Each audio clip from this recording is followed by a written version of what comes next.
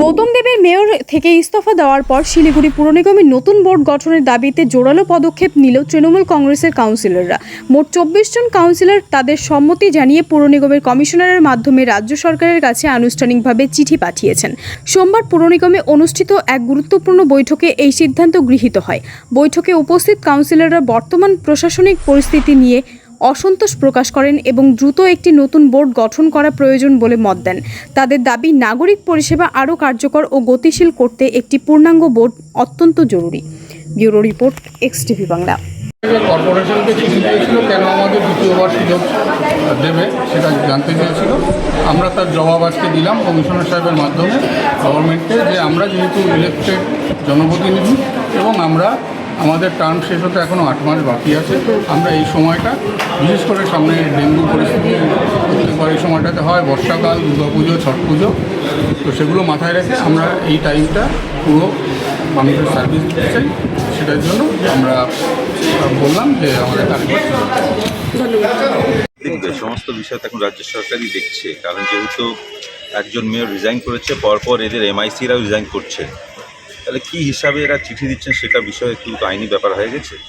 সমস্ত কিছু প্রশাসনিকভাবে রাজ্য সরকারই এখন দেখছে। আপনাকে মানে প্রশাসক চাইছেন না তৃণমূল পরিচালিত বোর্ডে আবার আসুক? এরা তো আগেই বিফল হয়েছিল, পরপর তো মেয়র যখন রিজাইন করেছে তারপরে অনেক এমআইসিরা, বড় চেয়ারম্যানরা রিজাইন করে দিচ্ছে। তার মধ্যে কীভাবে এরা একটা চিঠি দিয়েছে তো পরে দেখা যায়। রঞ্জন সরকারকে মেয়র হিসেবে যখন, তারপরে ওরা আজকে দলনেতা নির্বাচন মনোনয়ন না করেই চিঠি দিল এবং রঞ্জন সরকার সেই মিটিং হাফ ছেড়ে করে বেরিয়ে গেলেন, উনি সইও করেনি। না তো যার জন্য ওরা বলছেন সেই তো ওখানে নেই, তাহলে তো ভিত্তিহীন হয়ে যাচ্ছে। কোনো ভিত্তি নেই, আলটিমেটলি ডামাডোল পরিস্থিতি। কোনোভাবে একটু লোক দেখানো চক্র চলছে, তা তো মানা হয় না। পুরসভা আজকে ডামাডোল পরিস্থিতিতে আছে।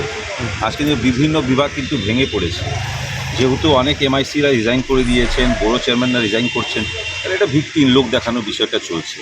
সমস্ত বিষয় কিন্তু সামনে আসবে, যেহেতু সমস্ত বিষয় এখন রাজ্য সরকারই দেখছে। রাজ্য সরকার কী সিদ্ধান্ত নেয় সে আমরা দেখছি। তৃণমূল বলছে যে এরপরেও এই বোর্ডকে সুযোগ দেওয়া উচিত তৃণমূল কংগ্রেসকে। এখন যেহেতু মেয়র রিজাইন করেছে তো এদের ব্যাপার না, ভোট তো এদের হাতে ছিল, ক্ষমতা এদের ছিল। আমরা অপোজিশন হিসাবে আমরা তো কোনোদিন বলিনি আপনার রিজাইন করুন, নিজেই করেছে। সব জিনিস তো আইনে যেতেই পারে, অসুবিধা কী আছে? আইনের পথেই তো চলে, করতে পারে। যদি আইন মাফিক হয় তাহলে করবে, অসুবিধা নেই। আমরা তো কোনোদিন বলিনি রিজাইন করতে। মেয়র তো নিজেই রিজাইন করলেন, তারপরে এমআইসিরা কয়েকটা এমআইসি রিজাইন করেছে। তার মানে কোন ভিত্তিতে এরা চিঠি দিচ্ছে আমরা বুঝতে পারছি। মেয়র অ্যাকচুয়ালি কী হচ্ছে, এরা ক্ষমতায় থাকতে চায়, মানুষকে পরিষেবা না দিয়ে। ব্যাপার হচ্ছে মানুষকে পরিষেবা দিতে হবে, কিন্তু এদের হচ্ছে ব্যক্তিগত ব্যাপার হয়ে গেছে। আমাদের কোনো মতেই ক্ষমতায় থাকতে হবে। কদিন ধরে তো, কমাস ধরে তো আমরা দেখছি শিলিগুড়ি তো বিপর্যয়ের মধ্যে ছেড়ে দিয়েছে। এদের মেয়র তো রিজাইন করেছে, আমরা তো বলিনি, নিজেই রিজাইন করছে আর নিজেই কথা বলছে। অ্যাকচুয়ালি এরা ক্ষমতায় থাকতে চায়, মানুষকে পরিষেবা দেওয়ার জন্য কোনো পরিকল্পনা এদের নেই। পরে একটা এমআইসি রিজাইন করছে, আজকে বড় চেয়ারম্যান রিজাইন করেছে। অ্যাকচুয়ালি দুর্নীতিগ্রস্ত হয়ে গেছে। ডেপুটি মেয়রকে বাড়ি করে যার মাথায় মুকুট দেওয়ার কথা সেই আসেনি, তাহলে আর কাকে দিবে? এসব তো নাটক চলছে কিছু।